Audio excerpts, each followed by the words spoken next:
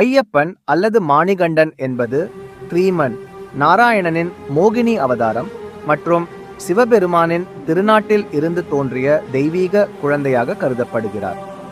புராணங்களின்படி மகிஷியின் சாபம் முடிவிற்கு கொண்டு வர ஐயப்பன் பிறந்தார். காரணம், அவர் சிவன் மற்றும் விஷ்ணுவின் சங்கமத்தால் உருவானவர் என்றதாலே. பாண்டாளம் அரசரின் மகனாக தத்தெடுக்கப்பட்ட ஐயப்பன் சிறு வயதிலேயே அற்புத சக்திகளை வெளிப்படுத்தினார். மகிஷியை வென்று தனது தெய்வீக பணி நிறைவேற்றிய பின் அவர் சபரிமலையில் தியானத்தில் அமர்ந்தார். அங்கு இன்று அவருக்கென பிரசித்தி பெற்ற கோவில் அமைந்துள்ளது.